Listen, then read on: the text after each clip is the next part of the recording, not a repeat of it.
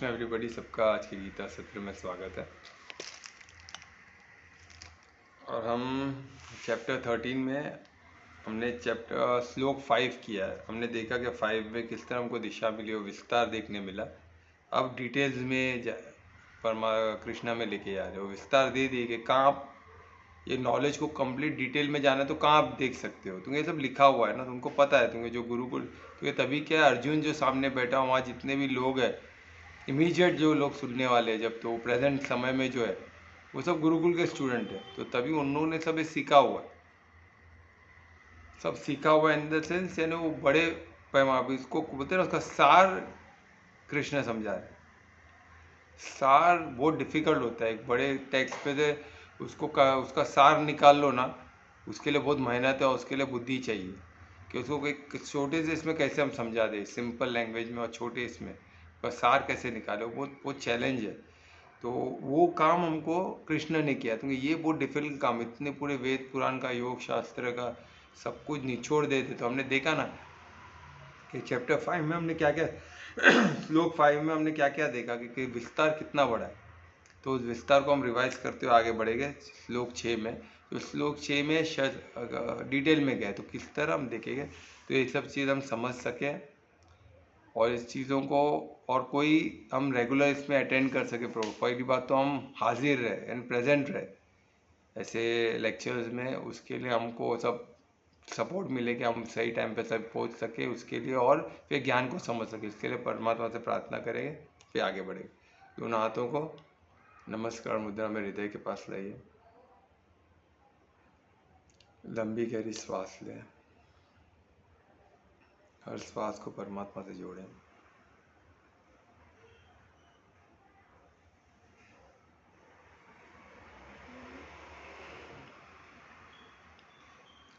शांति का अनुभव करें, परिशुद्ध प्रेम का अनुभव करें परमात्मा, पूर्ण भक्ति से, पूर्ण समर्पण से परमात्मा को धन्यवाद दें इस ज्ञान के लिए, हर पल के लिए।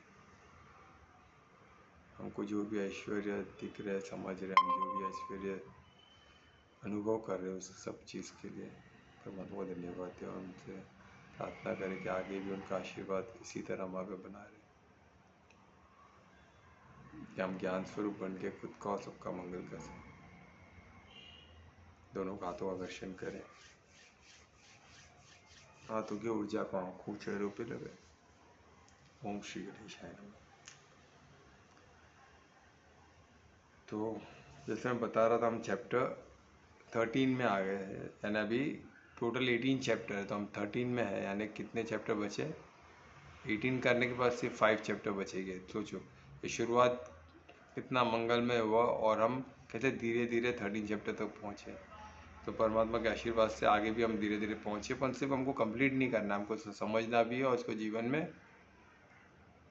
में इसको उपयोग करना है, तब उसका फायदा होगा। यानी साधक बन के इसको साधना भी और उसको जीवन में यूज़ भी करना। क्योंकि ये सब एक्सपेरिमेंटल साइंस है, ये ऐसा नहीं है कि सिर्फ ज्ञान सिर्फ बुद्धि तक इन्फॉर्मेशन तक रखो तो इसका बेनिफिट नहीं मिलेगा।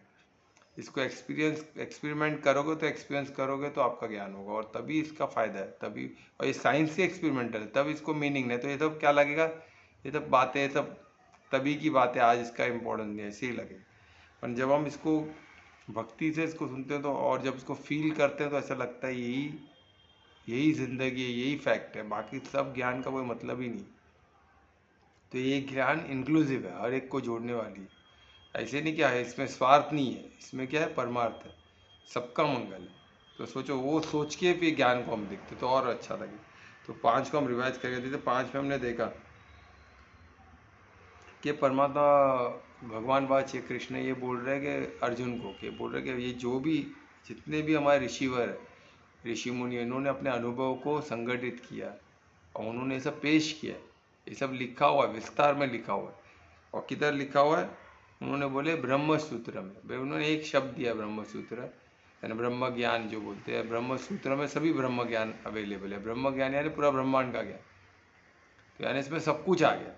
उन्होंने शॉर्ट में इतना ब्यूटीफुली डिस्क्राइब किया, जिसमें कार्य कारण तथा तर्क के साथ सब कुछ दिया।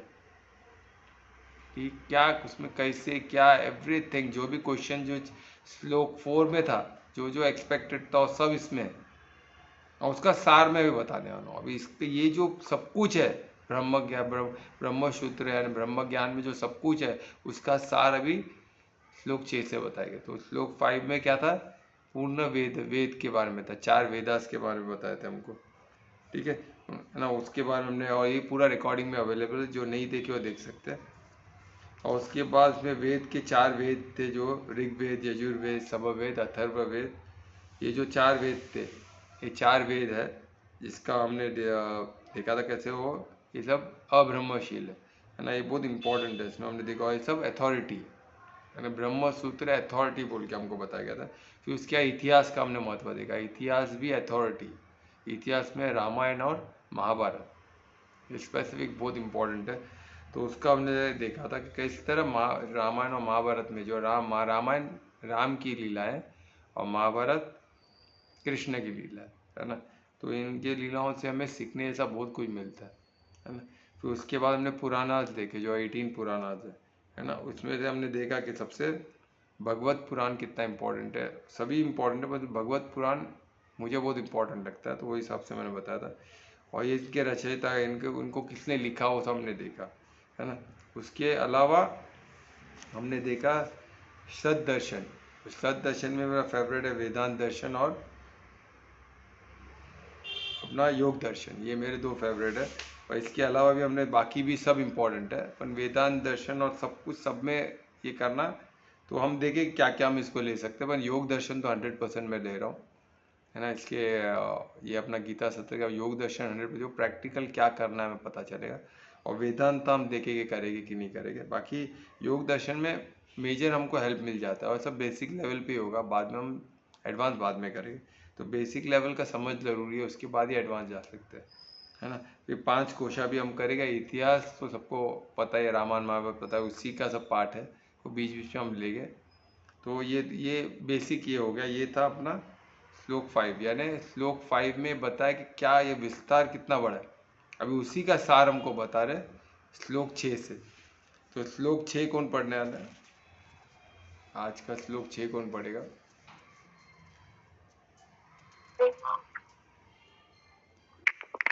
हेलो। हाँ कल्पना बोलो। श्लोक मैं 6। कर रही हूँ सर। हाँ तो मैं रिक्वेस्ट करूँगा कल्पना को श्लोक 6 पढ़ने की।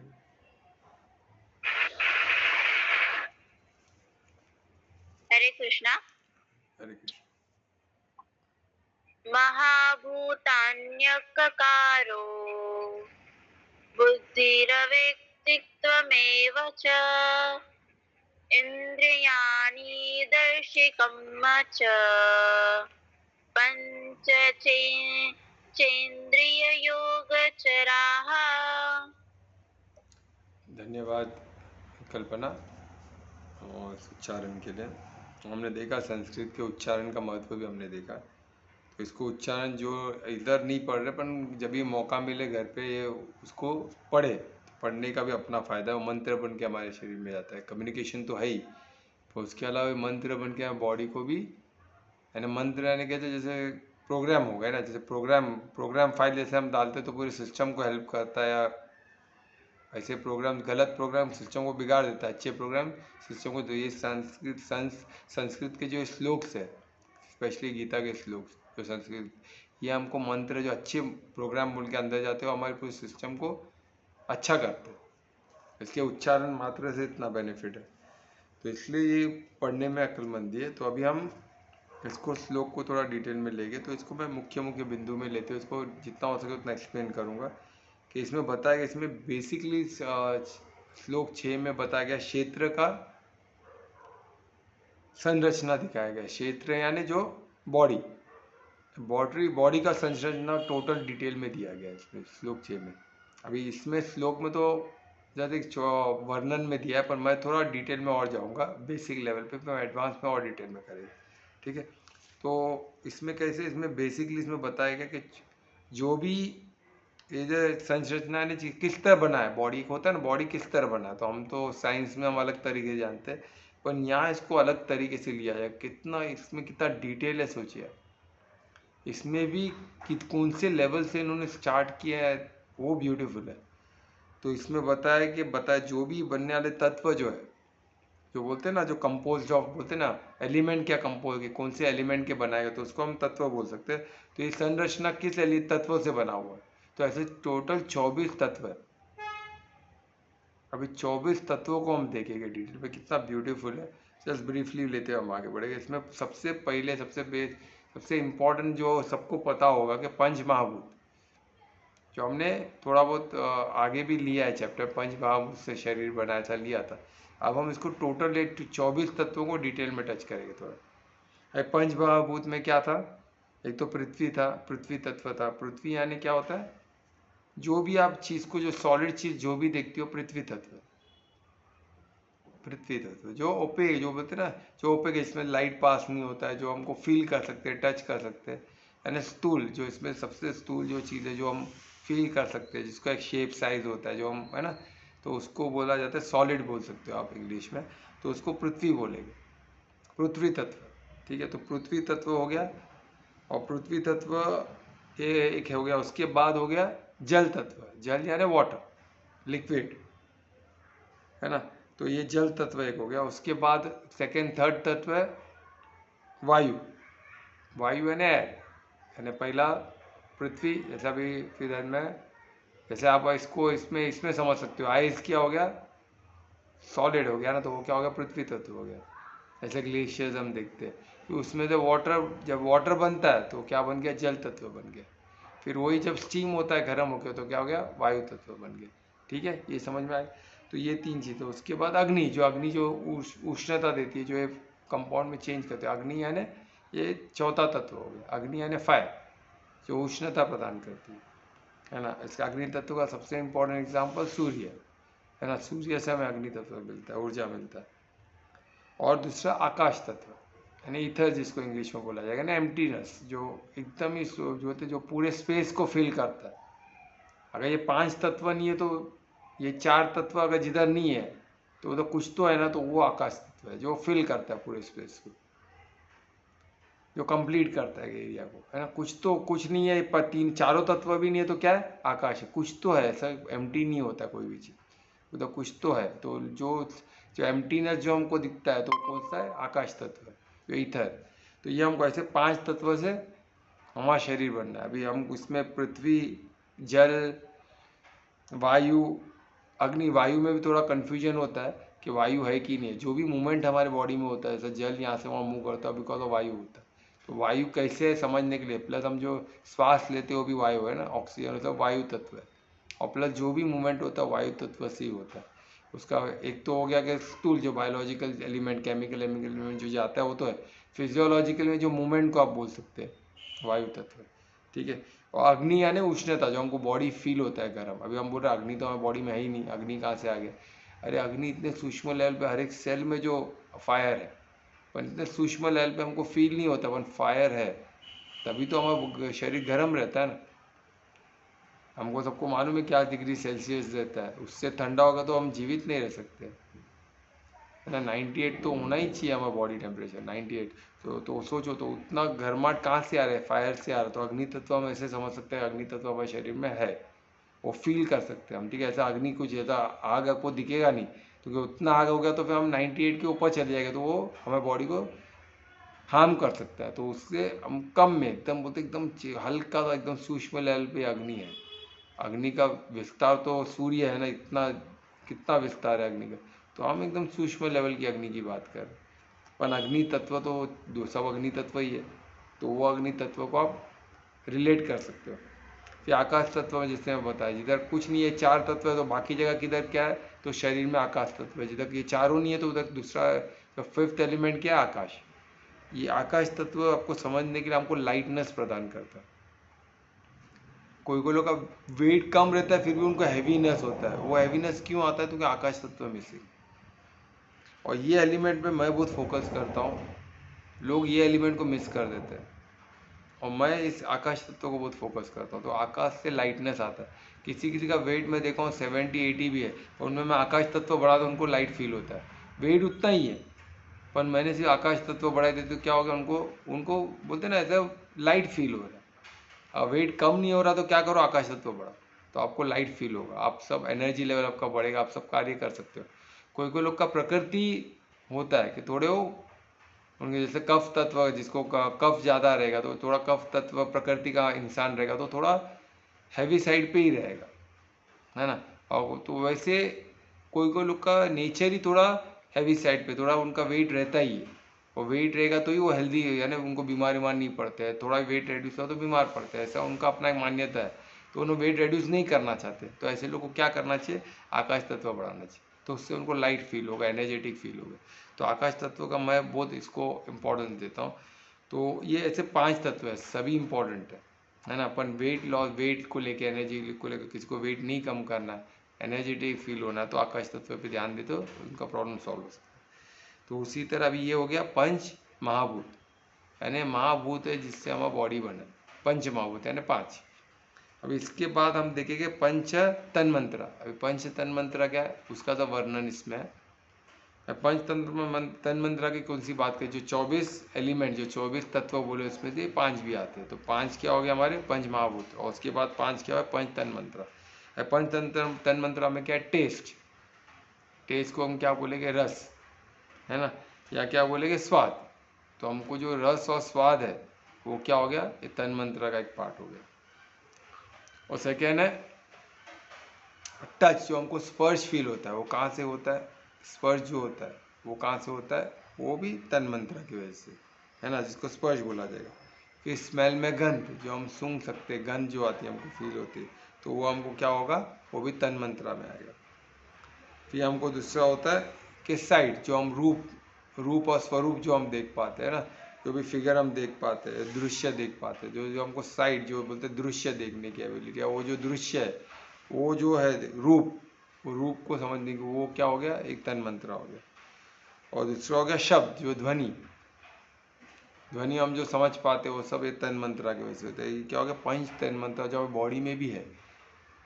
अगर यह बॉडी में नहीं है तो हमको ये रिलेट नहीं कर पाया, हमारी बॉडी का भी एक रूप है ना, हमारी बॉडी भी स्पर्श में आती है, स्पर्श में नहीं आएगी ऐसा नहीं, हमारी बॉडी को भी स्पर्श कर सकते हैं, हम भी किसी और के स्पर्श को समझ सकते हैं, तो हमारा बॉडी का भी एक रूप है ना। तो ये सब तन मंत्र का तन मंत्र में आता है, पंच तन मंत्र।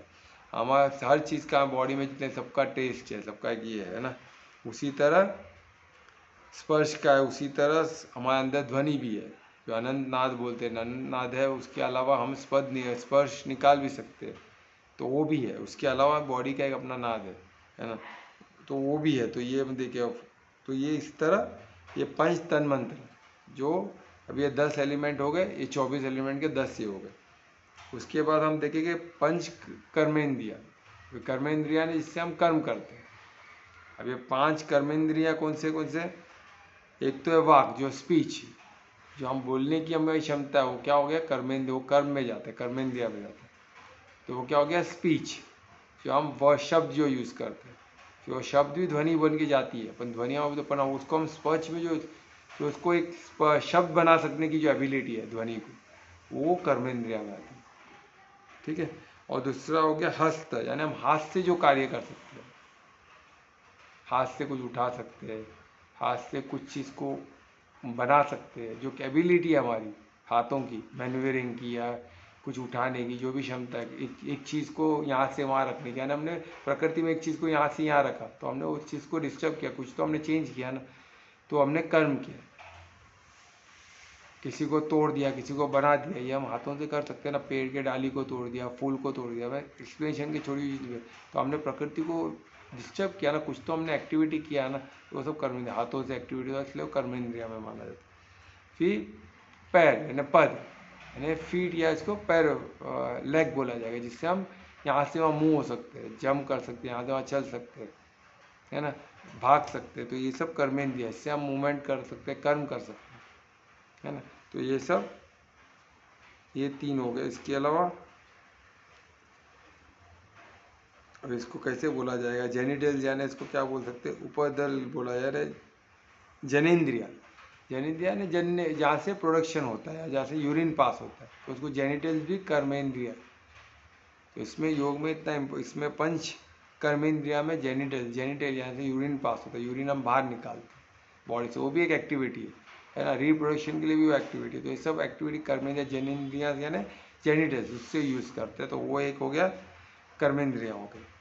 और गुदा जिसको बोलते हैं, जो एनएस एरिया है जहाँ से हम वेस्ट को बाहर निकालते हैं, डाइजेशन में जो हम खाते हैं जो भी वो बाहर निकलता है, एलिमेंट्री कैनाल से जो बाहर निकलता है, जो अंतिम ओपनिंग है एलिमेंट्री कैनाल का, उसको एनएस बोलते हैं। एनएस से जो बाहर निकलता है वो भी एक कर्म है ना, हम अपने अब जो भी खाते हैं, जो खाने का उसमें न्यूट्रिशन ले लेते हैं, तो जो आउट होता है वो कहाँ से होता है, एनएस से होता है। तो हम उसको आउट करते हैं, अरे प्रकृति में कुछ चीज़ दी हमने, तो ये सब कर्मेंद्रिय। यूरिन भी हमने प्रकृति में डाला, तो वो भी सब क्या हो गया, यूरिन क्या करता है, पूरे ब्लड को प्यूरीफाई करता है, वहाँ से टॉक्सिक को बाहर निकालता है। ब्लड को प्यूरीफाई करना है, पूरे बॉडी के टॉक्सिक को ब्लड लेके आता है और उधर से बाहर करता है। तो एक एक सेल का टॉक्सिक भी रिमूव होता है थ्रू यूरिन, है ना। तो यूरिन को बहुत बड़ा, तो यूरिन का सिस्टम हमारा परफेक्ट रहेगा तो हमारा डिटॉक्सिफिकेशन बहुत परफेक्ट चलेगा, ठीक है। तो ये हमारे हो गए 5 कर्मेंद्रियाँ, ठीक है। तो अभी इसके बाद हम देखेंगे, ये हो गए टोटल 15। अभी इसके बाद हम देखेंगे 5 पंच ज्ञानेंद्रिय। अभी पंच ज्ञानेंद्रिय क्या है, ज्ञानेंद्रिय है जो सेंस ऑफ नॉलेज बोल सकते हैं उसको। ज्ञानेंद्रिय क्या बोलेंगे, एक तो है यस, जिससे हम सभी बाहर की जो भी, बाहर जो भी ध्वनि होता है हम सुन सकते हैं। तो हम एक ध्वनि हमारे अंदर भी, एक बाहर से भी ध्वनि आती है, उसको भी हम समझ सकते हैं। तो ज्ञानेंद्रिय, हमको नॉलेज मिलते हैं, बाहर के ध्वनि को हम अलग तरीके से समझ सकते हैं, है ना। जो किसी ने कुछ बोला तो उसको हम ध्वनि को समझ के उसका मीनिंग निकाल सकते हैं, या समझ सकते हो ध्वनि किसकी है, हमारे लिए खतरा है, अच्छा है, बुरा है, जो भी है उसको समझने की क्षमता ध्वनि से। तो वो क्या हो गया, हियरिंग जो सेंसेस है, हमारे जो सेंसेस है, जो इंद्रियां है ना, ज्ञानेंद्रिया, तो वो हो गया, ये एक इंद्रिया हो गई। उसके अलावा दूसरा नेत्र, जहाँ से हमको क्या दिखता है, आँखें जिसको बोलते हैं, वहाँ से हम क्या, हम देख सकते हैं रूप, साइट को देख सकते हैं, कलर्स को देख सकते हैं, उसको समझ सकते हैं, है ना। हमारा खुद का बॉडी का भी कलर, हम बाकी के बाहर की दुनिया के कलर्स को, खुद के बॉडी के कलर को भी, बाहर के सब देख सकते हैं, इस रूप को समझ सकते हैं, बाहर के और भी रूप देख सकते हैं। तो ये सब क्या हो गया, हमारा खुद के बॉडी प्लस जो हम बॉडी को ऑपरेट करते हैं वो बॉडी, प्लस और बॉडी जो हमसे रिलेटेड आसपास है, और जो बॉडी नहीं है, बाकी जो प्रकृति में जो है ना, वो सबको हम देख सकते हैं आँखों से, ठीक है। और दूसरा है जीवा, जीवा यानी जीभ। जीभ का क्या होता है, टेस्ट के लिए हमारा ऑर्गन यूज होता है, जो ज्ञानेंद्रिय जिसके थ्रू हम रस, टेस्ट, ये हम स्वाद ये सब चख सकते हैं, है ना। तो इससे हमको मालूम पड़ता है कि हमको क्या खाना है, क्या नहीं खाना है, तो ये हमको एक आइडिया मिलता है उससे। और फिर 5वां सब वो है नाक। अभी नाक से क्या होता है, हम स्मेल, सुगंध ले सकते हैं। स्मेल यानी क्या होता है, नाक में वो सुगंध या बोल सकते हैं ना, कोई भी स्मेल जो भी हम लेते हैं, तो उससे भी हमको ये हवा इधर रहना चाहिए, दूषित हवा है क्या है, या खाना क्वालिटी है कि नहीं, इससे हमको स्मेल से मालूम पड़ता है ना। तो कोई कोई लोग का सेंसेस ऑर्गन, किसी का शार्प रहता है, किसी का तो ये रहता है, depend on person to person, हम उसको किस तरह यूज़ करते हैं, उसको मिसयूज़ करते हैं क्या, उसको प्रॉपरली यूज़ करते हैं। तो प्रॉपरली यूज़ करके तो उसका सेंसेस बढ़ता रहेगा, वो और एक पावरफुल होएगा। उसको मिसयूज़ करेंगे या उसका दुरुपयोग करेंगे तो उसका सेंसेस वीक होते रहेगा, ठीक है। फॉर एग्जांपल, जैसे आँखों से मोबाइल ज़्यादा देखेंगे तो क्या होता है, हमारी आँख की क्षमता कम होती है ना। वही हम प्रॉपर टाइम टू टाइम देखेंगे, आँखों को बचाएंगे, आँखों की एक्सरसाइज करेंगे, तो ठीक उसी तरह हर सेंसेस के अपने एक्सरसाइज है, उसके अपने डूज एंड डोंट्स है ना। तो वो हमको फॉलो करने, तो हमारे 5 ज्ञानेंद्रिय जो बहुत इंपॉर्टेंट है, जिससे हम बाहर की दुनिया हमको समझ में आती है। और ये 5 ज्ञानेंद्रिय की अपनी एक लिमिटेशन है, अपनी एक क्षमता है, और वही हमारी क्षमता है बाहर की दुनिया को समझने। कुछ जानवर में स्मेल ज़्यादा तो उनकी दुनिया अलग है, कुछ जानवर में टेस्ट ज़्यादा है, कुछ जानवर में दृष्टि हमसे ज़्यादा पावर तो उनकी दुनिया अलग है। दुनिया चेंज हो जाती है सेंसेस अलग होने से, है ना। तो ये किसी की स्मेल, जैसे मच्छरों की स्मेल की दुनिया बहुत पावरफुल है। तो ऐसे अलग अलग हम एग्जाम्पल से इसको साथ के समझ सकते हैं, तो ये हम एडवांस में डिटेल में जाएंगे। तो अब ये हो गया टोटल 24 हो गया, ये 24 एलिमेंट्स हो गए जो इम्पोर्ट। अभी हम देखें ना कितना साइंस अभी तक तो स्थूल पे अटका हुआ है, और ये तो 5-6 हज़ार साल पहले क्या ब्यूटीफुल एलिमेंट थी। इससे हमको क्या होता है, हम बॉडी को समझ सकते हैं, स्थूल के अलावा बॉडी कितना ब्यूटीफुल, कितना पावरफुल क्रिएशन है परमात्मा, ये हमको समझ में आता है। स्थूल चीज़ ये रहे तो इतना इम्पोर्टेंट नहीं, पर इसमें क्या क्या क्या है इसमें, वो सुन के हमको ऐसा लगता है हमारा बॉडी का, हमको बॉडी की खुद की क्षमता को हमको अभी मालूम पड़ता है कितना अद्भुत हमको शरीर मिला है। इसको हमको प्रिजर्व करना चाहिए, इसका देखभाल करना चाहिए, इसके एटलीस्ट वो थॉट तो आता है। अभी इसमें उसके बाद अभी जो 4 चीज़ें हैं वो मैं बताऊंगा क्या है।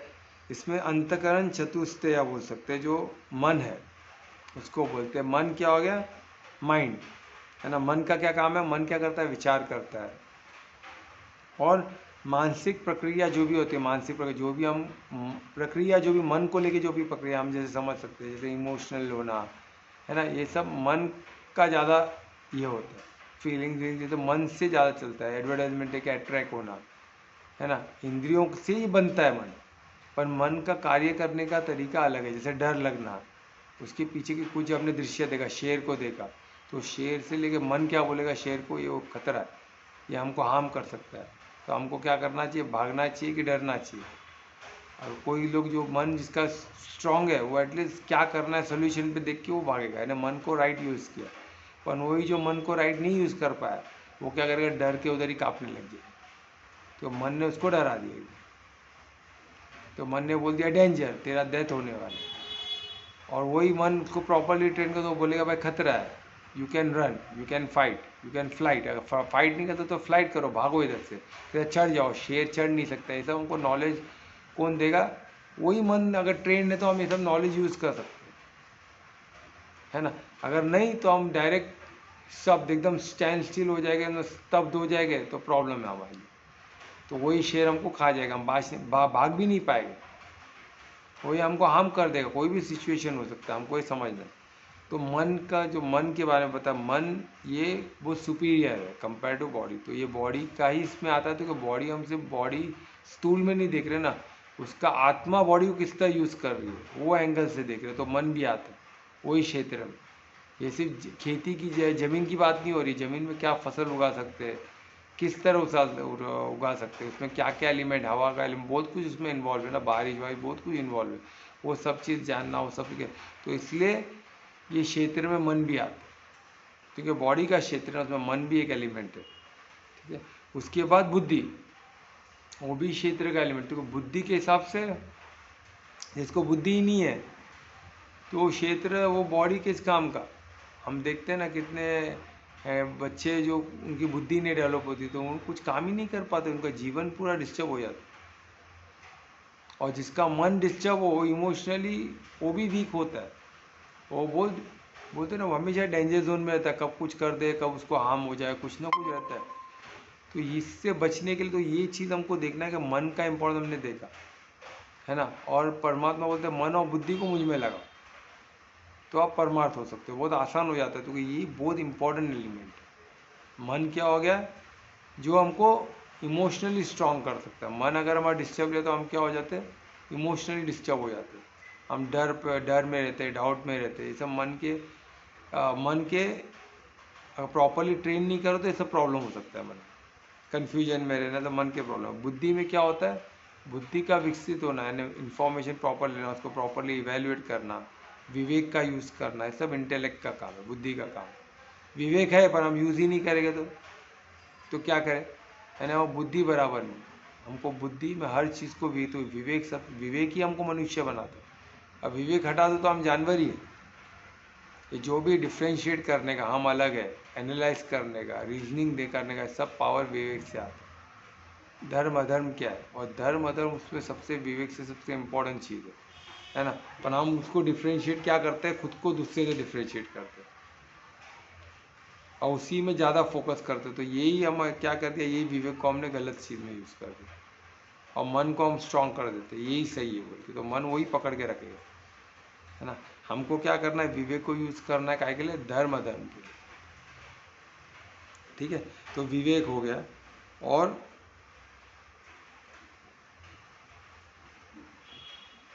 और निर्णय की दृष्टि, वो भी बुद्धि की, निर्णय लेना, विल पावर, डिसीजन लेना, डिसीजन मेकिंग एबिलिटी, ये सब इंटेलेक्ट की। हाँ, आपको इमोशनली डिस्टर्बेंस कुछ होता है उसके बावजूद भी आप विल पावर से ले सकते हैं, बिकॉज बुद्धि का काम है ना डिसीजन लेना, मन का नहीं। तो दो चीज़ अलग है। इसलिए आप मन आपका डिस्टर्ब रहा तो आप डिसीजन राइट ले सकते हो, बिल्कुल राइट ले सकते हो। तो इसीलिए तो हमको बुद्धि भी परमात्मा से जोड़े तो मन हो जाएगा। तो बुद्धि को क्या चाहिए? तर्क चाहिए। बुद्धि को अच्छा नॉलेज चाहिए, अच्छा इन्फॉर्मेशन चाहिए। उसको साधने से, विवेक का यूज़ करने से आपका बुद्धि तेज होते रहेगा। और बुद्धि तेज हो गया तो मन पे तो मंजित तो हो ही सकते हैं बुद्धि के लिए, तो कोई डिफिकल्टी नहीं। ठीक है, पर डिफिकल्टी नहीं इसका मतलब आसान है ऐसा भी नहीं है। मंजित होना ही योग का सबसे महत्वपूर्ण ही है, क्योंकि हमको कुछ भी इन्फॉर्मेशन मिल जाएगा। हम गीता पढ़ ले तो इन्फॉर्मेशन मिल जाएगा, तो वो तो ईजी है। मन को कैसे? मन को हमको खुद को ही करना पड़ेगा। कैसे पढ़ना पड़ेगा? एडवांस में एकदम डिटेल में देखें। ठीक है, अभी कंफ्यूज नहीं होना है। अभी हमको क्या करना, मंजित बनना। तो योग में अष्टांग योग करेंगे तब भी देखेंगे। अष्टांग योग में भी आपको काफ़ी आइडिया मिल जाए किस तरह मन को कंट्रोल करना, फिर एडवांस में और क्लियर हो जाएगा। ठीक है, अभी तीसरा है अहंकार, यानी ईगो। अहंकार हमको क्या करता है? दूसरे से डिफ्रेंशिएट कराता है। अभी अहंकार है बोल के विवेक क्या हम बोलेंगे? हम अलग है, सबसे अलग है, मैं भिन्न हूँ। अहंकार को सिर्फ किधर यूज़ करना है? सेल्फ रेस्पेक्ट के लिए। बाकी उसके बाद जो भी ईगो यूज़ करेगा वो आपके लिए घातक ही हो, क्योंकि हम बॉडी है ही नहीं, तो बॉडी से रिलेट करके अहंकार पालना हो तो गलत है ना। तो ये हमको समझना। तो अहंकार क्या हो गया? आत्मभाव बोल सकते हो उसको, या फिर व्यक्तिगत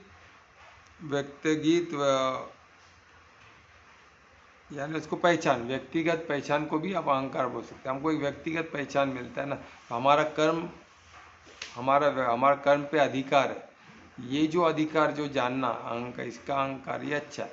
सेल्फ है कि मुझे मेरे कर्म का मैं रिस्पॉन्सिबिलिटी लेता हूँ, उसका रिस्पॉन्सिबल मैं खुद हूँ। अगर ये आप बोल रहे हो खुद को डिफ्रेंशिएट करके कि कर्म का मेरा अधिकार है, मेरे पे रिस्पॉन्सिबिलिटी आएगी इसकी पूरी, तो मुझे एक कर्म फूक के रखना है, तो ये क्या हो गया? आपका पॉजिटिव एस्पेक्ट हो गया अहंकार। नेगेटिव क्या? स्वार्थ क्या हो गया? नेगेटिव एस्पेक्ट हो। परिवार का, मेरा बच्चा, मेरा परिवार, वो नेगेटिव एस्पेक्ट हो गया। परों का, मेरी जाति पाति तो कुछ है ही नहीं, हम देखे ना किधर भी जाति पाति नहीं लिखा, तो वो करने वाला भी क्या हो गया? गलत यूज़ कर रहे हैं विवेक। ठीक है, तो इसको हम अहंकार का गलत यूज इस्तेमाल कर रहे हैं। तो इसमें चौथा एलिमेंट है प्रकृति। प्रकृति क्या हो गया? जो मूलभूत, जो जिसमें सब कुछ है, जितने योनियां हैं, जो अर्थ में जो भी योनियां, वो यही प्रकृति में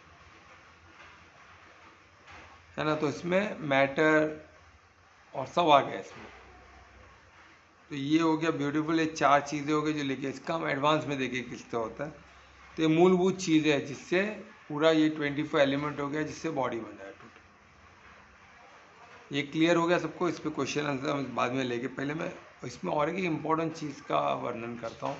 जैसे हमने देखा श्लोक 10:22 में, चैप्टर 10 और श्लोक 22 में हमने देखा कि कृष्ण ने क्या बोला? सेंसेस में मैं क्या हूँ?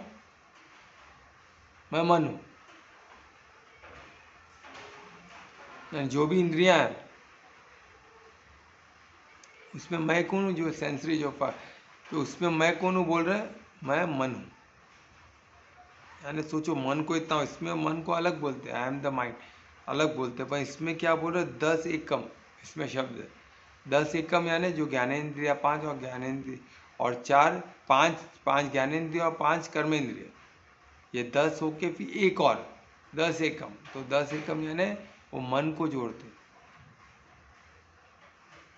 है ना। तो मन का इम्पोर्टेंस इससे हम समझ सकते हैं। तो ये समझ में आ गया। तो इसको हम डिटेल में बाद में लेंगे एडवांस में। इसको इतना समझो, पहले इसको साधो। ये 5 कर्मेंद्रिय, 5 ज्ञानेन्द्रिय, तो इसके बाद एक छठा 10 एकम यानी क्या हो गया? 10+1, तो 1 जो है मन है ना। और यही भौतिक को अलग दिशा से देखना है, तो कैसे देखना है इसको? अलग तरीके से कैसे हम देख सकते हैं? 5 कोश बोल के भी देख सकते हैं। अब 5 कोश के हिसाब से हम किस तरह क्षेत्र को लेके, वो हम गीता के बाद देखेंगे। तो उसमें 5 कौन से चीज़ हो गया? अन्नमय कोश, प्राणमय कोश, मनोमय कोश, विज्ञानमय कोश और आनंदमय कोश।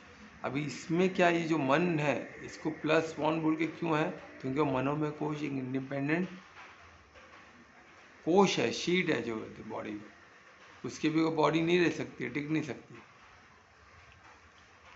तो यही बोलते तो प्राण, तो मनोमय कोश क्या है, एक इम्पॉर्टेंट जो प्रॉपर ह्यूमन बॉडी फंक्शनिंग के लिए, हमारा जो क्षेत्र फंक्शनिंग के लिए मन का होना जरूरी है। ये जो भी 24 एलिमेंट है ह्यूमन बॉडी की बात कर रहा हूँ मैं, जानवरों की नहीं बात कर रहा हूँ, ये ह्यूमन बॉडी की बात किया जाए। ह्यूमन बॉडी का जो क्षेत्र है उसमें 24 एलिमेंट्स है। जानवर में एलिमेंट कम होगा, 100% कम होगा, है ना। तो तुंगे ये एलिमेंट जो सूक्ष्म एलिमेंट है वो ह्यूमन में,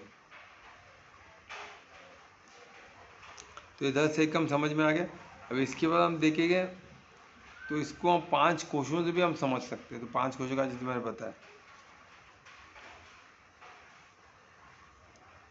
अब इसमें 5 एक इम्पॉर्टेंट चीज़ है जो सेंसेस है, जो बाहर का ऑब्जेक्ट को हम देखते हैं, तो उसको बॉडी में क्यों इंक्लूड किया गया। ये बहुत बड़ा क्वेश्चन मुझे आता था साधने के लिए, तो इसको साधने से मुझे इसका आंसर मिला।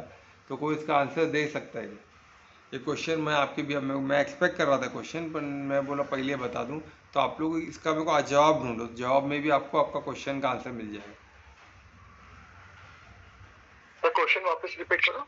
यानी जो 5 सेंसरी ऑर्गन्स हैं, जो बोलते हैं ना, जो ज्ञानेंद्रिय है 5, वो तो हमको बाहर के ऑब्जेक्ट दिखा रहे हैं ना, तो उसको क्षेत्र में हम कैसे लेंगे। क्षेत्र यानी क्या हो गया, बॉडी। तो ये सही है गलत है, क्योंकि कृष्ण ने, भगवान वाच ने बताया ये क्षेत्र का ये 24 एलिमेंट है।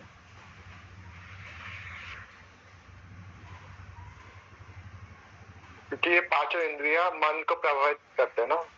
राइट, मन को प्रभावित करती है, और प्लस ये हमारे अंदर वो सब हम देखते हैं ना, जैसे सपने में रहते तो सब ऑब्जेक्ट हम देखते हैं ना, टेस्ट फील करते हैं, ऑब्जेक्ट देखते हैं, सब हमारे अंदर भी हम थॉट प्रोसेस में आता है कि नहीं आता है। आता है सर, आता है। तो ये चीज़ इसलिए ये अभी आत्मा जो बॉडी को यूज करेगी, तो ये सब बॉडी का ही पार्ट होगा ना, मेमोरी सब, ये जो भी स्टोर होगा, जो भी बॉडी का ही पार्ट होगा ना। हाँ सर, बराबर। तो इसलिए इसको आप ऐसे मत देखो बॉडी, जैसे अभी की साइंस देखती है बॉडी, यानी इसको काटो पढ़ो ढूंढो क्या है, इसको आत्मा के साथ रख के देखो, क्योंकि आत्मा के बिगर ये कुछ नहीं। आत्मा के बिगर का आप तत्व देखो तो सब इसमें आधी चीज गुल हो जाएगी। सिर्फ 5 तत्व ही, 5 महाभूति रहने वाले, बाकी सब गुल होने वाले। पर ये आत्मा के साथ आप देखो इसको, यानी क्षेत्र ज्ञान, जो क्षेत्र ज्ञान का जो कंपोनेंट, जो आत्मा परमात्मा जो क्षेत्र ज्ञान दो है, वो इसके साथ रहेगा, तो इसके फिर 24 एलिमेंट हो जाते हैं। अगर क्षेत्र ज्ञान हट गया इसमें से, तो ये क्या बचा, यानी आत्मा हट गई, परमात्मा तत्व तो रहेगा ही, क्योंकि वो तो ऐसे भी है ही ना हर चीज़ में। पर जो आत्मा तत्व, जो परमात्मा का अंश है, वो रहने से इसको 24 एलिमेंट जुड़ जाते हैं। यानी वो 24 एलिमेंट कहाँ से मिले, प्रकृति से मिले, कंटिन्यू। परमात्मा तो प्रकृति में भी है, तो उनकी ऐश्वर्य जो हमको मिलता है, और हम इसको लाइफ को इस तरह समझ पाते हैं जिस तरह हम समझ रहे हैं अभी फिलहाल। तो ये सब हमारा क्या है, तो ये सेंसेस है ना। तो ये हमने देखा किस तरह, अभी यहाँ तक का ये हमारा श्लोक 6 यहाँ कंप्लीट हुआ। तो कुछ क्वेश्चन है तो बताइए, पूछिए। एक क्वेश्चन तो मैंने ही ले लिया, और क्वेश्चन है ये 24 एलिमेंट को लेकर, इस 24 तत्व को लेकर। एलिमेंट क्या है सर? क्या हो गया, एलिमेंट क्या है? 24 एलिमेंट्स क्या है?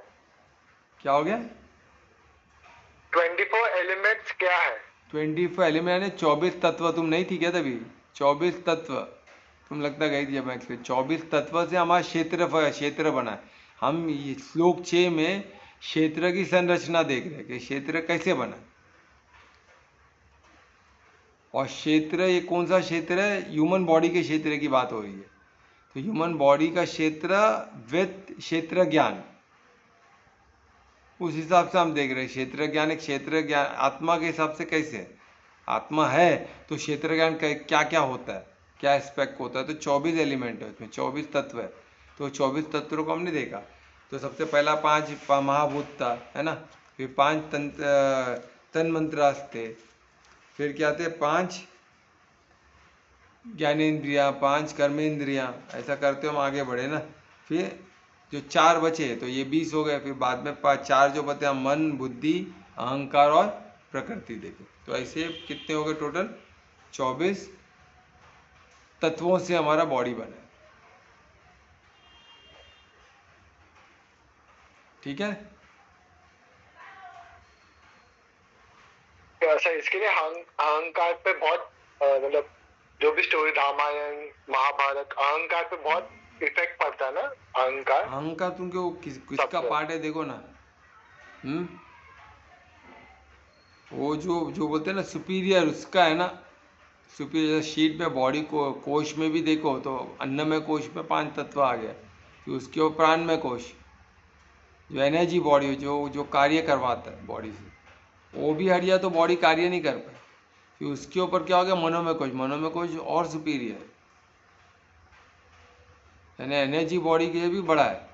तो जितना अति सूक्ष्म है ना, एनर्जी बॉडी से सूक्ष्म है, तो वो मनोमय कोश। उसके ऊपर और से छोटा होता है विज्ञान में कोश, जैसा मेमोरी स्टोर है, जेनेटिक मेमोरी, हर मेमोरी उधर स्टोर है। प्रोग्राम जो हमारे जितने संस्कार थे वहाँ स्टोर है। मेमोरी संस्कार, बॉडी में रहता है सर, हाँ विज्ञान में, क्या हो गया, विज्ञान में कोश में रहता है ये सब। कौन सा, ये जो अभी आप बता रहे हो, ये विज्ञान में कोश।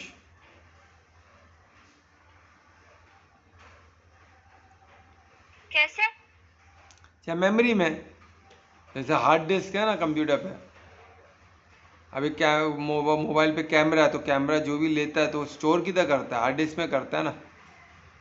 अभी व्हाट्सअप चल रहा है, व्हाट्सअप का प्रोग्राम किधर सेव है, वो हार्ड डिस्क पे। हाँ, मेमोरी कार्ड, वो इसी पर मेमोरी कार्ड या फिर मेमोरी हो, जो भी मेमोरी कार्ड है जो भी है। अभी हमारे बॉडी में तो मेमोरी कार्ड अलग से कुछ ज़्यादा ये नहीं है ना, एक्सटीरियर सॉकेट तो है नहीं इसमें हम डाल के। हमारा जो है, हमारा बुद्धि है। एक्सटेंडेड मेमोरी बोलो, मेमोरी कार्ड बोलो, जो है तो उसी के अंदर, वही मेमोरी के अंदर सब स्टोर होना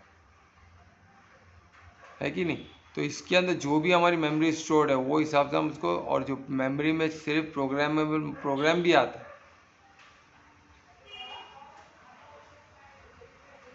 है ना। जैसे बेसिक प्रोग्राम कंप्यूटर का, बेसिक प्रोग्राम मोबाइल का, वो भी तो मेमोरी में ही सेव्ड है ना। तो रीड ओनली मेमोरी बोलते हैं, तो वो मेमोरी में सेव्ड है ना, तो प्रोग्राम। वैसे हमारा बॉडी का भी जेनेटिक मेमोरी सब मेमोरी में सेव्ड है, सब कुछ मेमोरी है बोल के तो हम इंडिपेंडेंट, नहीं तो नहीं होता तो हमको कनेक्ट होना पड़ता, क्या वायर से कनेक्ट, या तो किसी से कनेक्ट ही रहना पड़ता था। जो हम देखते हैं ना, जो जिनका बुद्धि विकास नहीं होता, उनको माता पिता के साथ ही रहना, घर पे ही रहना पड़ता है, क्योंकि उनका ब्रेन डेवलप नहीं हो पा रहा, बुद्धि डेवलप नहीं हो पा रही। तो ये हमको समझना है। कुछ क्लियर हुआ, कुछ क्लियर हुआ क्या कल्पना, धीरज, कुछ क्लियर हुआ? हाँ sir. Yes sir, thank you. और कोई क्वेश्चन? कल्पना को पूछना था। हाँ मुझे हाँ, बोलो बोलो, अरे रुको ना, मैं बोल रही थी क्या केवल शरीरी क्षेत्र कहलाता है या मन बुद्धि उसमें आता है? मन बुद्धि भी उसमें आता है ना।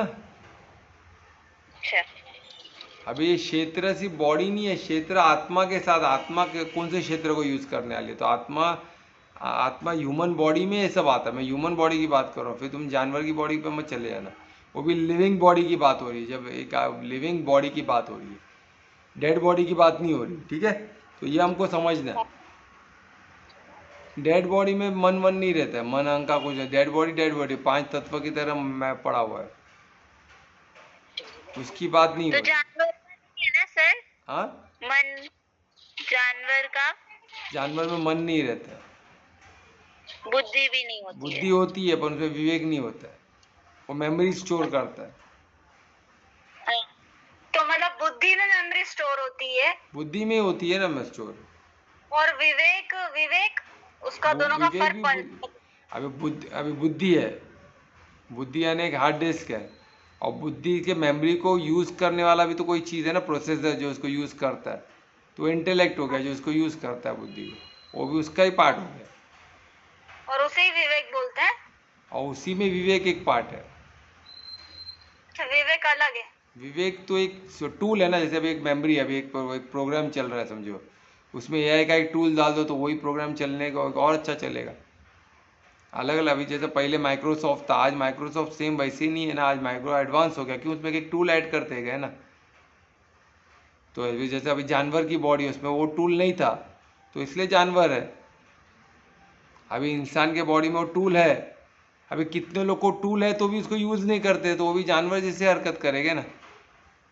अभी जैसे हमको मालूम पड़ेगा माइक्रोसॉफ्ट जो सॉफ्टवेयर है उसमें बहुत सारे टूल है, पर कुछ टूल हम यूज़ ही नहीं कर रहे, तो उसमें गलती किसकी है? वो प्रोग्रामर वाले ने तो सब दिया है आपको, अभी आपको यूज़ करना है ना। आप नहीं यूज़ करो तो किसकी गलती है? आपकी गलती है, कोई क्या कर सकता है उसको। और विवेक ऐसी पावरफुल टूल है, अगर उसको नहीं यूज़ किए तो आप क्या जानवर जैसे ही हरकत हो जाए समझो। और जो भी आपको ह्यूमन दिख रहा है, यानी ह्यूमन बिहेवियर दिख रहा है, that means he is using Vivek. और जो भी इन ह्यूमन बिहेवियर दिख रहा है ना, विवेक को यूज़ नहीं कर रहा है, जानवर जैसा बिहेव कर रहा है, समझ जाने का एकदम आसान। जो जो विवेक यूज़ करते हैं उसको विवेक का इंपॉर्टेंस पता है। अगर नहीं पता है, ऐसे किसी के बोलने पे यूज़ कर तो वो और भारी पड़ेगा उनको। ये क्लियर हमको समझ होनी चाहिए। ठीक है, कुछ क्लैरिफाई हुआ?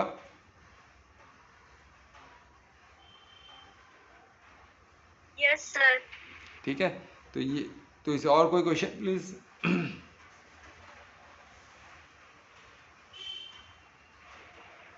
नहीं।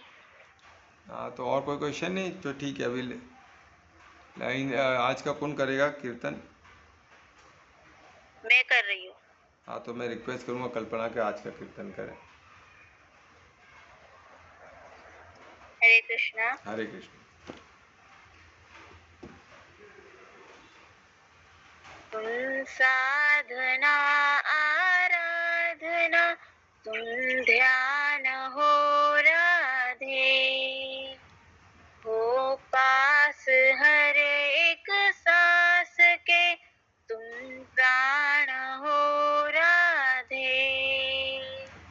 तुम साधना आराधना, तुम ध्यान हो राधे, हो पास हर एक सांस के, तुम प्राण हो राधे। संसार में तुम ही मेरी पहचान हो राधे, संसार में तुम ही मेरी पहचान हो राधे। तुमसे मिला जो तुम वही वरदान हो राधे, तुमसे मिला जो तुम वही वरदान हो राधे। संसार में तुम ही मेरी पहचान हो राधे, संसार में तुम ही मेरी पहचान हो राधे। मेरी किस्मत की लकीरें है तुम्हारे हाथ में, तुम हो संध्या तुम नैन, तुम हो तुम ही मेरी प्रभात में, मन हुआ पावन तुम्हारे प्रेम की बरसात में।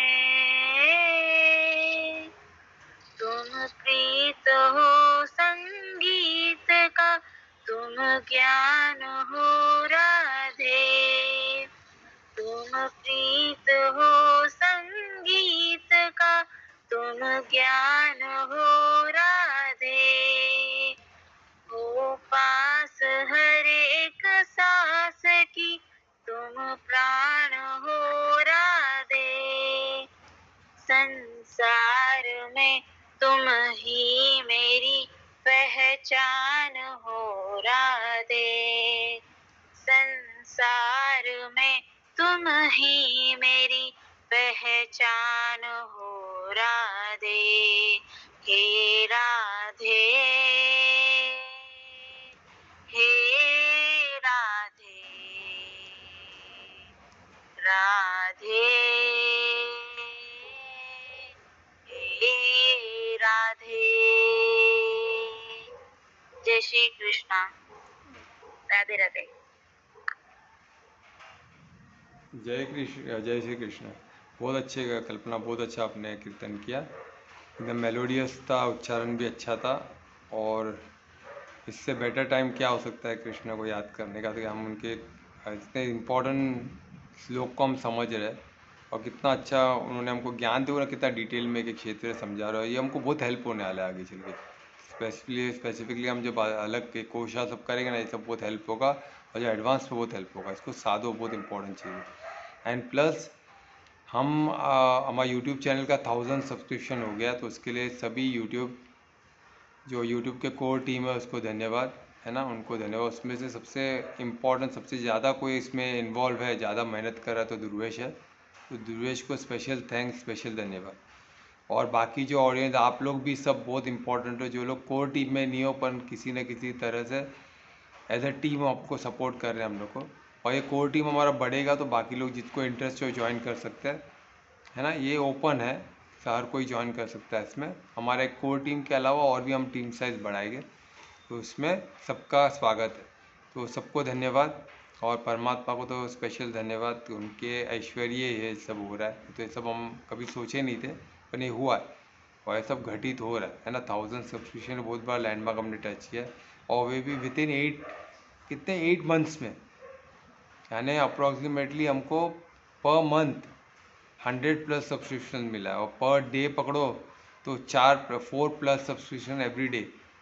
तो इस हम लोग ने तो कभी इसके पीछे पड़े ही नहीं। हम ये खुद ब खुद जेनरिक ग्रोथ है, सिर्फ एफर्ट्स हमने दिया है जो हम दे सकते हैं, जो कॉलेज, जो ध्रुवेश जो दे रहा है, हम जो दे रहे हैं, हमारी जो टीम दे रही है, आप लोग सब जो मिलके जो एफर्ट्स दे रहे हैं, उसका फल तो है ही। उसके अलावा परमात्मा का ऐश्वर्य है। तो सबके लिए धन्यवाद, सबको धन्यवाद। तो अभी कीर्तन भी तुम, ये महामंत्र भी तुम करोगी कल्पना? हाँ सर, मैं कर रही हूँ। बिल्कुल, तो प्लीज करो। हरे कृष्णा, हरे कृष्णा, कृष्णा कृष्णा, हरे हरे, हरे रामा, हरे रामा, रामा रामा, हरे हरे, हरे कृष्णा, हरे कृष्णा, कृष्णा कृष्णा, हरे हरे, हरे रामा, हरे रामा, रामा रामा, हरे हरे, हरे कृष्णा, कृष्णा कृष्णा, हरे हरे, हरे रामा,